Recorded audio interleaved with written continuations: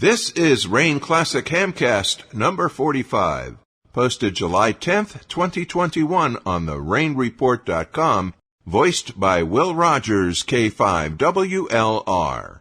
This time we conclude the conversation Rain's Hapali, KC9RP, had with Alex Muzyka, KQ2H, the man and mind behind his KQ2H 10-meter FM repeater in the Catskill Mountains of New York on 29.620 megahertz. First, a slight correction. While 29.610 to 29.690 megahertz is allocated for 10-meter FM repeaters, it should be noted here that the traditional 10-meter FM repeater pairs total only 4 in all: 29.620, 640, 660, and 680, each with an input 100 kilohertz down, some requiring PL access. According to Alex, he has 3 receive sites on his 10-meter FM machine, 2 that require a 146.2 Hz PL access, and a third receiver that doesn't. They're all connected through the voter. The strongest signal is selected by the voter, but in order for you to access all of them, you need to run PL tone because 1 out of 3 is carrier squelch. So when you're just running no PL, you're not voting. You just lose your ability to possibly get a better signal into the repeater by doing so. If you run PL, you get into all 3 of them. I also was involved in other little things that most of us would never consider or ever think would work. Portable radios. They work really well. I have a few Motorola, some Kenwood commercial low-band 30 megahertz radios that I tuned down or reprogrammed to 10 meters, tuned the antennas correctly on a field strength meter, did whatever to get them to work correctly on 10 meters. Other people have done the same and would check in from Phoenix and South Florida with portables and using the rubber duck antennas. I've done the same. I've worked repeaters in the Carolinas or so, short sporadic E-skip using the portable. There are portable operations. They have these big antennas, probably like loaded CB whips or little dipoles, little backpack radios, but never something small that you just fit in your pocket. I had a Keynote pager that was on 33 megahertz. It was a fire pager. Has been modified to have a little squelch board in it. The pager is less than half a pack of cigarettes. It runs on a single AAA battery. It has a little tiny loop stick antenna. I modified them to work on 10 meters and receive well. And one of the things that would always fascinate me was visiting my brother-in-law down in Davies, Florida. In the morning, I was just sitting in the living room having coffee, and right on the coffee table, right in the middle was that little pager. Lo and behold, the band opened up and I heard my repeater loud and clear on a little tiny device like that with a loop stick antenna that's probably half an inch to 3/4 of an inch long inside that unit. I can buy a Minotaur 2 pager, which is probably very inexpensive. You might be able to get one for $20 or less. And you could even set up the little, what they call the permacode filters in there. Receiving the repeater, I can encode a 2-tone sequential A-B tone and actually beep it, make it page. All that's available. The gotcha is that International Crystal Company, Bomar Crystal, Martin Crystal, Crystaltronics, their bread and butter business was making small crystals for crystal-controlled pagers. They are all out of business. There's no crystal manufacturer left that I'm aware of in the United States. With that being said, Motorola moved on to the Minotaur 6 series of pager. Those are all synthesized, computer programmable. I have one on 2 meters. That you can program up on a computer easily. No crystals required. But there are no manufacturers that really make a programmable low-band pager. A lot of municipalities are going to 700 megahertz or UHF. All the 46 and 33 megahertz fire paging stuff is dying, and it's gone. I have 2 pagers that I have on 10 meters. One of them is a Minotaur 2, That's designed to be a pager. It has a squelch circuit, smaller than a pack of cigarettes, maybe like a half a pack or something. It's really tiny. And then there's one that's even smaller. It's called the Keynote. It's about the height of a AAA battery, maybe 2 or 3 inches wide. It's very tiny. And the problem with them, they never had a squelch circuit. There was one company that made a tiny squelch adapter for them. So they were talking this back in the 90s. You could modify that to, be like a monitor receiver. But it's P&W Communications. They're out of business too. So that little board is no longer made. This is the Indian computer lady, girlfriend of KB2CXJ. I welcome you to the KQ2H repeater, New York. The Minotaur 2 is one of those fire pagers that was originally on 3396, like in the 33 megahertz range. And it was pretty easy. There was not much to do to bring it down to 2962. I think all I did was I just got a crystal and maybe had to pad a capacitor, so the antenna would tune a little better. But it wasn't that impossible or that big of a deal to do. I even have a Minotaur 2 that I brought down to 2 meters. And again, I had to change a few little chip capacitors so that it would tune correctly. That receiver and that is hot as a pistol, better than the crystal one. But again, no crystals, they become a paperweight. Like I say, you're out of luck when it comes with pagers. Between crystals and obsolescence, you're not going to find one. A better solution would be not a pager, but something that's ever so slightly larger than a pager, and that's one of those Motorola portables. Those you can still get. They're not crystal controlled. They are programmable. What I do is I get an uncut low-band rubber ducky antenna. I'll sit there with a field strength meter, and I'll drop little pieces of ferrite in there, because the antenna, with the even uncut, they're tuned to around 31 megahertz or so. They're tuned a little high, and the ferrite brings them right down to 29.6, 29.5 megahertz. I'll just drop some hot glue in there to keep the ferrite from falling out, put the antenna cap on. With a resonant antenna like that, a portable is probably better if you want to just put that on, let's say, your dining room table. And when the band is open, you'll hear the repeater or whatever come in. Something that you can carry with you. It's handheld. If you go out somewhere, you'll actually use that. That's probably your better bet. Unless I could find crystals for a Minotaur or one of those receivers, I don't think it's even possible. Another, you had asked about why I enjoyed it. The repeater, besides discovering strange things such as the PL tone buzzing or the audio echoes, I've heard other strange propagation. I remember being down in Ohio, too far for a ground wave signal. And I always listen. I always have the radio on. And I would hear my friend, his call was KB2KUU. I would hear an opening so brief where I would hear KB2KUU, there's like the second U is already cut out, it would drop. Or I would hear, like, for example, a suffix of the call sign and the courtesy tone of the repeater, and then it would drop out. So there were multiple band openings that probably were caused by meteor scatter or some strange atmospheric conditions where you have a good, clear band opening. It just appears instantaneously, and as quickly as it appears, it goes away. I used to hear that quite a bit on 10 meters over the years, something that I found really fascinating about that band and FM propagation. It's fun. I like playing with it, although sometimes it gets to a point where it's excessive. My biggest gripe, go through the effort of making sure that all the audio levels across the system are balanced and sound the same and pretty much transparent where you go on. It takes a lot of effort.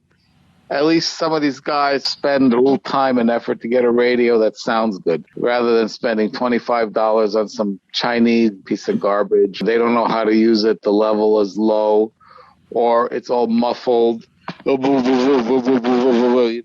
Very mid-rangey, becomes muffled and compressed. To me, that's sort of a slap in the face. I spent a lot of effort and time to get the audio. So it may not be something that everyone understands or realizes or sees, but I mean, come on, guys. I spent a lot more than $25 trying to keep this thing working between electric bills and parts and this and that. You could at least do me a solid here and get a radio that sounds good. That doesn't sound narrow band or something stupid like that. This isn't amateur basket weaving. This isn't amateur video. This is radio. You're listening to a conversation with Alex Muzyka, KQ2H, trustee of the 29.620 megahertz 10-meter FM repeater in Wurtsboro, New York, Hap will conclude his chat with Alex after you identify your station. This is the Rain Classic Hamcast number 45 for July 10th, 2021. I'm Will Rogers, K5WLR. We'll be right back. You're listening to Classic Rain from www.therainreport.com.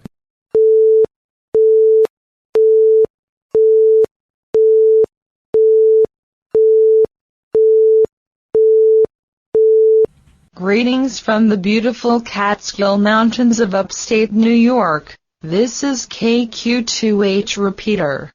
If you really want to put things in perspective, the amateur repeaters are co-located or part of a large DMR Connect Plus system that I take care of, and that has hundreds of repeaters, literally, no exaggerations, throughout New York, New Jersey, Pennsylvania, Connecticut, New England, and I maintain that as well. Radio is probably third or fourth on the list. It's not my primary hobby. It was back in the day when I was working on broadcast equipment, a big TV transmitter. They put out 33, 35 kilowatts. But there was enough of a difference between that and ham radio that it was more interesting, I had more enthusiasm doing it. But now if I have to deal with the 2A world with customers and police departments that are, prima donnas and everything has to work, and God forbid there's a little bit of noise in one little place, and the people like that drive me nuts. You think the noise or ham radio is a problem, but you have certain customers that are pain in the butt. After dealing with that, the last thing I want to do is play with radios when I get home. Was 29620 allocated to you, and who does the allocation of 10-meter FM repeaters in New England today? Good question. I don't think anyone is actively doing much of anything as far as frequency coordination. Years ago, it used to be the Tri-State Amateur Repeater Council, TSARC. I don't believe they exist to this day, and if they do, they're certainly back in the heyday. For a while, I was actually the 10 and 6 meter frequency coordinator for them. There were several repeaters I've coordinated for 10 and 6 meters. Back then, it seemed like there's more interest in 6 meters than there was in 10. There are band openings, but yet no one talks on 10 meters, talks on 6 meters, unless the band is really open for a long time, then I guess news spreads. But my finding is that there are times the band is open, there's no one to talk to. On 10 meters especially, I noticed when there is a band opening, say roughly 50 or 60 miles from the transmit location, the PL tone will get very loud and it'll start buzzing. That is caused by time domain interference between the direct ground wave signal from the transmitter to my mobile radio, and signal that goes out, let's say, over the Atlantic Ocean reflects and comes back. And it comes back at some strange time shift, delay, multipath, phase, and the first type of audio that gets distorted is PL tone.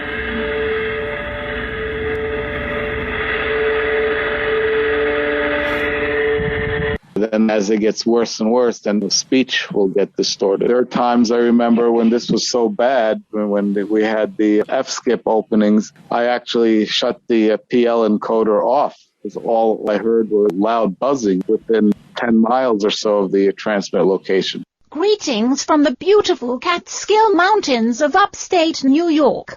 This is KQ2H Repeater. There were also times where I would be driving and I would hear, for example, your voice, Hap, is very distinguishable. For example, you'd be talking in a repeater, but I would not understand what you're saying. It would be like, whoop, whoop, whoop, whoop, whoop, whoop, whoop, whoop. I know it's you, but I have no idea what you're saying.